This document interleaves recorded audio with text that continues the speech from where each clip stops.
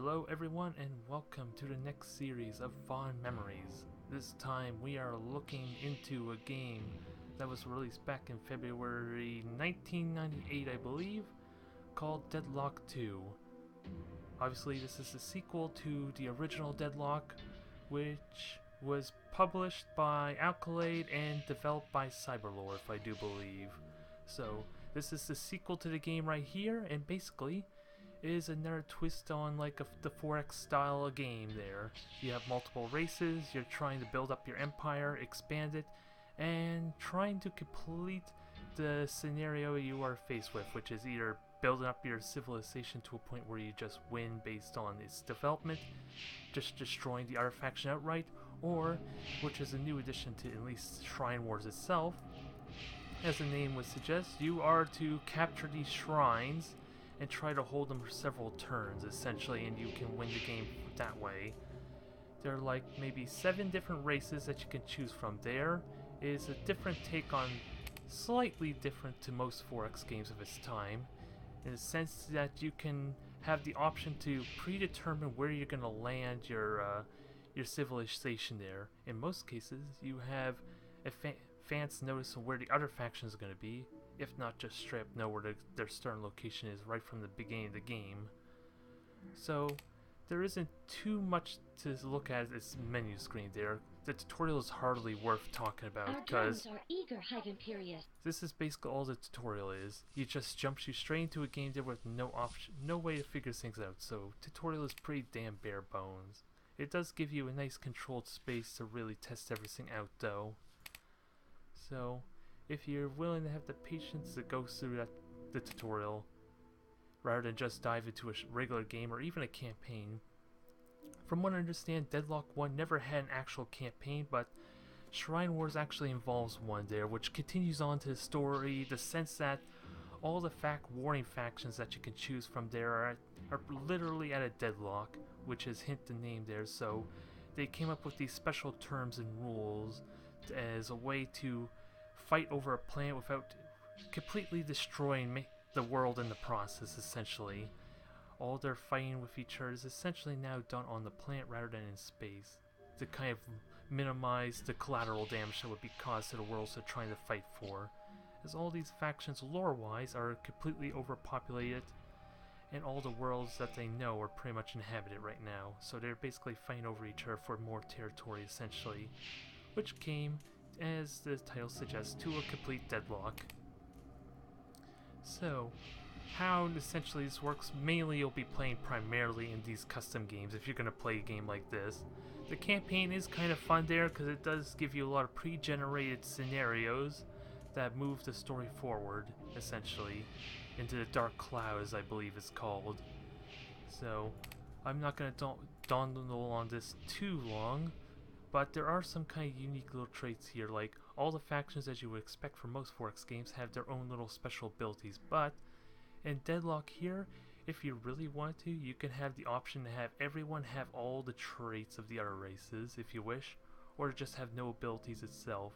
So if you like the look and story and feel of the certain races, but you want to have the bonuses or lack of, you kind of have like equal footing, you can choose that, which is when I think is kind of unique to, compared to most other 4X games that I've played. And of course, here's your 3 victory conditions there. You got the Shrine Wars, which you gotta find and hold the shrines for several turns if possible. In this case, you can have up to 5, 8 turns to survive, to kind of hang on to them. Conquest, which obviously is the most straightforward, you eliminate your opponents. And Manifest Destiny, which is just like growing your civilization. In this case, you need to build a bunch of cities which are basically your HQs for all your colonies, to be able to win through that route. There are also other basic events, like random events, which is something I should probably check out there, because I honestly did not try that prior, so I probably should have done that. You got your usual skill difficulty for AI, which of course is just whether to handicap them or boost them. There's not really much choice in AI, which is a little unfortunate, but you are kind of limited in how flexible you can be with the AI, so that's pretty much the limitation there.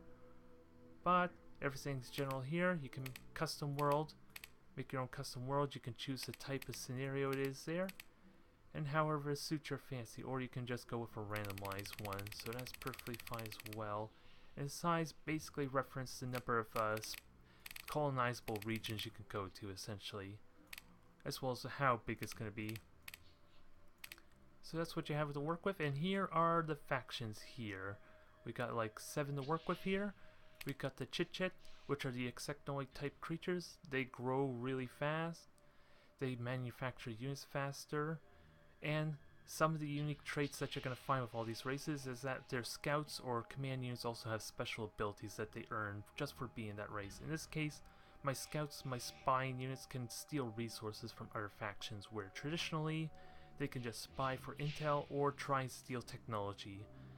Next up is the Sith, which are pretty much considered the evil faction of this race here. They can poison lands with their scout. They have telepathic powers to do mind blasts on enemy units with their support troops. And they have almost no morale problems at all. You cannot boost it from what I understand or punish it negatively. Although that you are set to a point where you do have some of your civilians rioting against you or just inactive. I guess lore-wise, they're probably being used for experimentation or other reasons due to the personality of the Sith.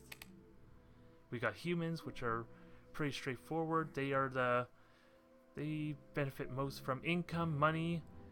They have reduced transport costs for like moving supplies and trade, and of course, let's see, they also can give their human infantry a berserk aura, which gives them big boosts in damage. But they kind of suicide themselves at the end of the turn, which is a little off the beaten path a little bit with the humans. Next up we have the Mog, which are kind of like buffalo-like creatures that suffered like severe cases of radiation illness, which kind of forced them to be like half cybernetic to keep themselves alive. They are really good at technology, and their scouts get additional bonus to stealing technology, as well as having the option to actually straight up destroy buildings and structures with your scouts if you so wish.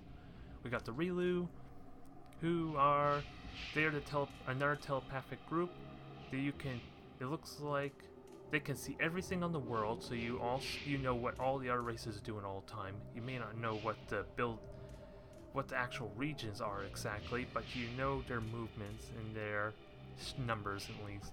And their support unit, which is Command Corps, can mind control enemy units.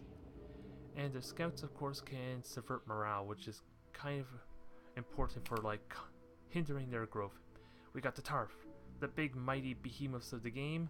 They got the strongest military forces. They get the most food production, and let's see, their defensive structure is also really potent. So all these are genetic boosts, but how they word it at least makes it seem like it's a severe difference, although there are no actual it doesn't give you the statistical difference, so you are left wondering through trial and error essentially. And last but not least, we have the Uva Mosk, which are like a shamanistic type of race. They get bonus resources from every kind of resource you can get in the game, and their basic infantry can do the spying as well. So if you don't want to get actual scouts to do your scouting recon, you can do that with your infantry, your combat units instead, to make you a little more flexible in that sense. And the one final thing is, here you actually have the option to set your own skill level there if you want to boost yourself up or handicap yourself, which allows a little bit of adjustment to how each of the games can vary. Like if you want to supercharge all the races for like really crazy production, or have everyone have hindered resources and production growth to kind of change the pace of the game, you can do that with all the races. So I'm going to choose the Rilu for this because the civilians look really adorable, and the fact that they actually have dog critters with them there for all the civilians in game. So you pick your race there, all the other ones are randomly picked as you get to see here, and here is the next phase of the game, which instead of being randomly given a location for like most 4X games, you can actually choose where you want to go. Who gets to pick though is randomly decided though, so in this case the Chit-Chit are always going to be yellow, the Mog are going to be blue, so they are already deployed, and I get to choose where I want to go. In this case, I think I want to go as far to the corners as I can, away from them. And if I'm lucky, I'll have a nice isolated region for myself. Cause, Many greetings, Overseer. It is all.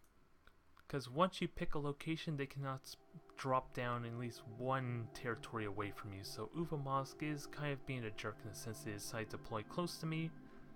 But I only have one race to really deal with if I were to play on with this game here. So here are the generic rules of the game. You start off with like 500 population, one of which is in a colonizer vessel that you can go straight to colonizing a region here, which I'm going to do. And the other 400 are going to be at your actual town. The UI is a little bit cumbersome though, because you have to constantly click in different areas. You can't really like double... Well, actually, I'm an idiot right now. You can actually double click a region to see it there. Ooh, and there's, speaking of which, there's the first shrine that I just found there. So that's kind of interesting. Maybe I want to go there for that sake. But after just making myself look like a fool here, you can double click onto the region you want. But you can't like just double click back out, so you have to kind of, it involves a lot of knowing where the buttons are and clicking around quite often, so it can be a bit slow-paced game in that sense. But here's your basically what your civilian will look like at the very beginning. You have option to at least a preset amount of buildings as you have the resources for them. In this case, everything is pretty generic here. We got university, factory for troops, shipyard for boats, airport for aircrafts, laser defense. Culture center is going to be for your morale and keeping your people happy as the game goes on. University for research, nuclear plant research. Everything's pretty straightforward and generic. So you do have the option as you progress through the game to check through all your resources.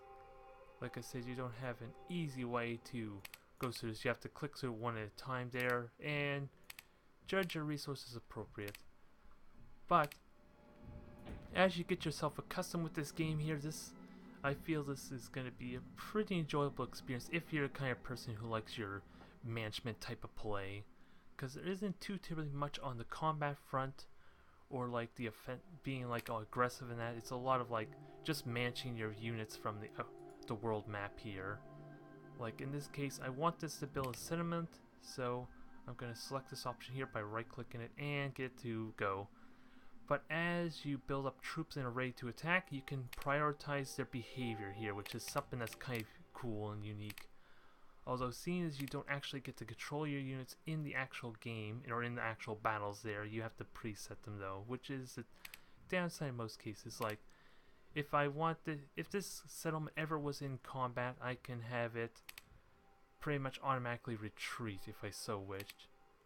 So I can have it retreat automatically there, so it can hopefully survive almost all the engagements there, or I can have it stay at 100% so it can keep fighting till the very end if I feel like I need to, which is also all the units are default at, so you need to be aware of that. So I'm going to set the settlement here, get a couple turns in here, and then I'll show you a more developed game quickly. A phenomenon most unusual. So this is telling me about the hidden shrine, and I automatically get nuclear fusion technology as a result for it. So this is the research tab. I didn't show it right away because you need to build universities or some kind of building structure that allows you to get research points before you can actually do that. But in this case, it is forced on me early, because here's your research tab down here, but until I get a university lab, I cannot benefit from that just yet. Oh, and here's a bit of a bug. What the hell just happened here? That was weird. That was the first time I saw that bug. But I actually got this shrine here, and it actually gives me bonuses. Ooh, and it actually gives me research. And a fair amount of it as well, so that is quite a nice boost. I may have to come back to this game afterwards. But yeah, like I said, the Rilu have these dog critters as part of their civilians. Don't ask me why, I didn't check the lore that much. But that is what I'm speculating. So you slowly build up your civilization to kind of optimize it as best you can. And as you expand there, you have to manage the cost and maintenance for all of them there. And considering the worlds are all randomly generated, some of these worlds will be really lush in wood, forest area, but really poor in food or other resources in the case. Like right now, this region specifically is lush in woods, but poor in pretty much everything else. So you can have some unique themes with all the worlds that you're on. Or it is the case with the Oh, I cannot zoom in because I do not have a spider actually see the region. Like, the Sith here are in mountainous terrain, so instead of woods and all that, they're going to have lots of iron and Ethereum, I believe it's called, to be able to mine some in the later portions of the game. But they are lacking in probably food and wood, and we got swamp regions here, or in grasslands, which are also pretty good in food, but they lack wood or everything else. So you gotta try, as you get familiar with the game, try and keep in mind what the regions offer you, because all you have is this overhead view. So you can kind of predict what you're gonna get as you drop down, at least ahead of time. But you don't know for certain, so there's always a chance you could screw yourself in the very beginning of the game. But that was the basic layout of the game. I'm going to show a little more developed type of game with my chit-chit here, the insectoid type creatures. It show a little more developed gameplay here. I played this for about 70 turns there. I have a pretty developed civilization, but I am suffering from power issues because the dang Sith here decide to bomb my water civilization here. You can get structures on the water there as you get the tech for it to kind of further expand your territory. They just recently decided to bomb me rather with their missiles. You can actually get missiles as a unit here, one-time kind of attack unit. And in this case, they successfully demolished my entire my entire city there, killing everyone there. So I unfortunately had to repopulate that. So everything's pretty developed. I got a couple of like tank units here, at least some of the starting tech, but I'm getting ready to attack the Sith here in retaliation to their shenanigans that I am not fond of. So, okay, there's my scout. I was wondering why I wasn't there before. So I ended up clicking F4, so I'm gonna just look around a bit first, see what I haven't covered. So, like I said, one of the main enjoyments I personally have had with this game is this fact that there is a lot of management, or you have to manage your population quite well. In this case, unfortunately, because I had power issues with losing my water settlement there, I did not have the power to actually run these tech labs, which are basically upgrade research points. So at least now I can utilize, I am misclicking horribly here, which is what that message is for. So I can power these back up and get them running at least. So I'm not issue here, and I am slowly starting to upgrade my my power plants, which is something I'm not entirely certain of. But you got multiple different ways to build up your civilization in this case. Like, if I was short on resources, I can go straight to a nuclear plant, if I so wished, and then have my workers manually kind of upgrade the power plant to a fusion plant and then into an antimatter plant, which I have right here. The reason being why you don't see the antimatter plant here is because I don't actually have the resources to build it. So you can see unlock all the buildings there if you so wish, but it can be a little cumbersome to know what kind of resources you need to get like the next upgrade to resources, because there is a lot of buildings to go through. So if you don't know where to find it there, you might have issues like this food replicator, which is basically a fully upgrade like farm, requires certain tech here and more energy. But I think I basically have everything else, and this region is grayed out because this actual civilization does not have the food, but I have it elsewhere to kind of ship it over. So that's an indication you have to pay additional costs. So another little trait here, which is kind of cool that you can utilize, is that there's like a black market you can get access to. It will take a turn or two before them to respond, but there's like another faction in the game here that allows you to actually trade at the risk of getting caught, because there are negative ooh, I just got myself into a battle there, so let's talk about that first there. Like I said, the battle is pretty straightforward. There's no control you can do aside for adjusting their behavior for the fight. But in this case, I'm being attacked at my town, so hopefully this does not go badly for me. So far it looks like the Uva Moss are attacking me, but I got laser defenses in the way. And like I said, there's nothing exciting here. The AI just basically does it itself there, based on how you preset them ahead of time and their behavior. In this case, I had 2 laser defenses, and this bunker is actually here, which I can use to protect my civilians. So I ended up defending that handily.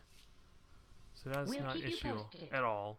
And every turn, you can get information based on stuff here, like the maintenance costs that I've been doing here, which costed me a lot of credits actually. So I do need to be mindful and careful of that, because that's costing a bit.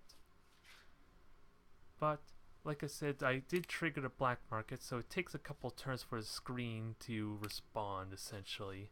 And with that, you can spend your resources if you have a surplus to kind of go and get some resources, intel, or even you can get straight up extra tech if you want.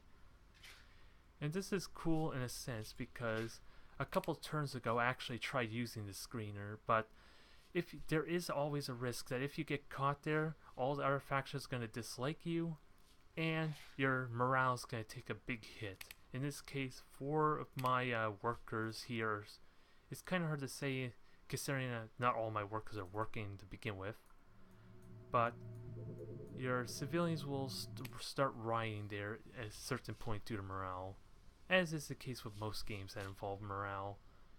But in this case, they are just straight up refusing to work until I can get the morale up, can recover from the penalty that I took as a result there. So that's the morale tab right here. It'll keep track of all the individual type of settings there for you. Most of them are good, most of them are recovering, and in this game mode at least, the victory condition is like to build a certain number of these city centers here. And the more of them you build, the more they cost. So it is not like an easy thing to go and do. Because, yeah, I can't even build one right now. Because every time you build one, it costs more and more credits to do. But they are flexible in a sense, but they're not very strong as opposed to like other buildings of what you want to use them for. Like if I want to get trade, that's 8 civilians giving me 50 trade. But I can just build a hydroport or a shipyard in that sense, and I get even more trade just with less people. So you build these city centers mostly for the flexibility and the fact that you can build your scout and support units from here as well as your colonizers. That's really the only justification for having the city centers outside of the victory conditions themselves. So having just the one that you start with is really handy, but unless you need it for winning the game, there's not too much reason for these things right here, aside for helping, making use of like idle citizens that are not being utilized. So I'll try and continue on. Hopefully we'll have a nice bigger battle here. I'm probably gonna lose it because I only got like 7 tanks versus, well, 2 missiles and 2 infantry here looks like. So this could go well for me, we'll have to see. So I got a lot of fusion tanks, I got these amphibious hover tanks as well. And these are all the civilians dying. If they had a bunker, they would actually end up just hiding there and be protected from the attack essentially until the bunker was destroyed. But in this case, it didn't look like they attacked with any of their missiles, but the laser defenses are actually probably gonna defend this. Maybe because I'm down to my last 2 tanks and this is one last, oh nope, I actually managed to get the laser defense, so I actually managed to defend that fight there. I did lose almost everything though in the process, but oh, and if you so wish, you can repeat the battle if you so wish. Not sure why you would.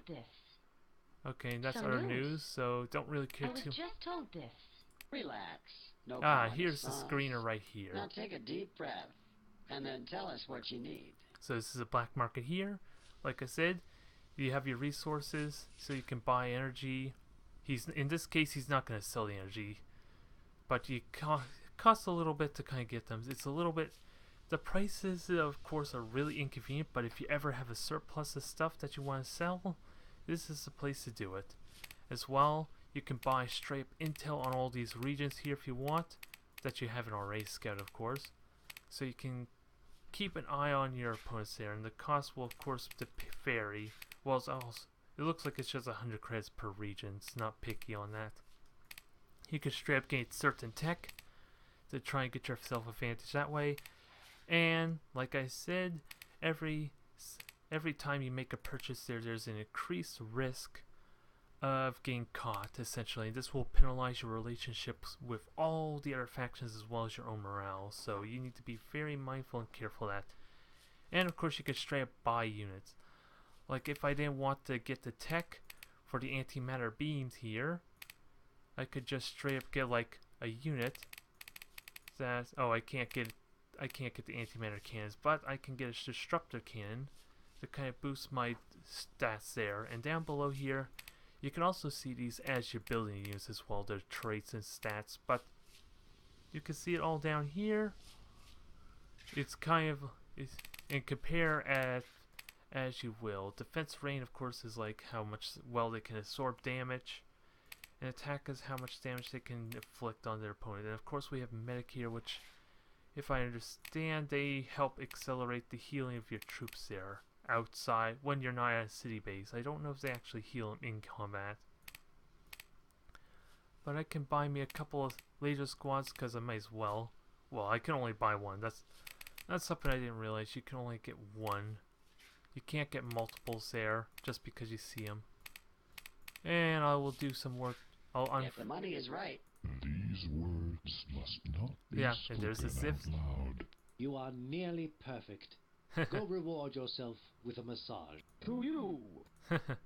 Apparently everyone was happy with the fact that I attacked the Sif there, so you can impact relations with everyone just because, due to the story of the lore of this world, essentially everyone has like a preset reputation with each other, and of course they'll declare war on each other as well. In this case, let's see what the Mog are up to. They just got a standard civilization, they got their own structures, so nothing too fancy there. And I do believe that I think that may be indefinite, I'm not sure. I haven't played with the screen enough to know firsthand, but I did conquer their headquarters. No, that's not their headquarters, so where is this Sif landing? Okay, it's way up there, so I have no intel on what that has in that case, so there's nothing I can do about that. But I did conquer a civilization here, and it's now just a desolate land until someone manages to conquer that. Then you benefit from all these buildings that are already here. So you can't straight up capture it per se, but you can make it uninhabitable and then just set your troops in to colonize it afterwards if you so wish. And then of course, with my population as booming as it is, I can easily just move them over at a cost to kind of help populate quickly if I so wish. But yeah, that is basically all. I believe that covers everything of Deadlock 2 here. Aside for the, I think that covers everything almost. You do have ways to kind of adjust how you want to handle your civilizations. Like if you're really like the spreadsheet kind of style, you have a really easy way to kind of have all these kind of on one page there for you, so you can just adjust them as well without having the constant clicking. But I prefer this way of kind of controlling everything. You could just move them at will this way, or let's see, can I power this up without clicking on it? I guess I have to. So you could just move it there and I'll automatically assign them, or you could just do it this way, which is kind of my preferred method because I get access to like building use as well. So that's Deadlock 2 in a nutshell. This is a fun game that I played quite a bit there. I played almost through the entire campaign actually. I think I got to the last level there. I don't know if I actually completed, but this is a game that I played alongside Masters of Orion 2 and other games similar to it. I had a lot of fun with it, and I really enjoy like the kind of pseudo SimCity like experience of it there, having a miniature population. It is pretty bare bones and basic in comparison to SimCity, but I do get that feel out of it though, and I find a lot of enjoyment playing the game in that sense there.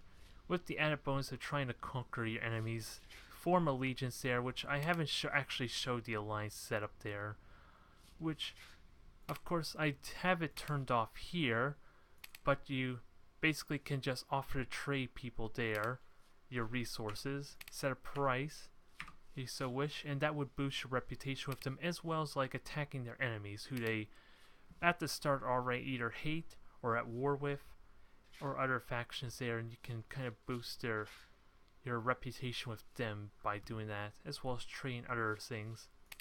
You can even praise and compliment them, or even have a custom message, which I don't even know if that says any, even helps in any way. So I doubt it's gonna do much, but let's just send A a... message arrives from the Chit-Chit. I doubt it's gonna do anything, but we can try. And let's see, the Sith are trying to repopulate the world. They probably are gonna get it, yeah, because my tanks were already weakened there, so it doesn't look like they're gonna respond. So long for now. So I guess that is Deadlock 2 in a nutshell, folks. Hopefully you enjoyed the display of this video here. Sadly, there is no sequel to it, but in a world where Kickstarter and Indiegogo exist, if the incentive, the motivation is there, you may expect to see a possible fundraiser for a game similar to this, or even a straight-up sequel to it down the road, if it's not already happening. So thank you to everyone for watching. This has been Fond Memories.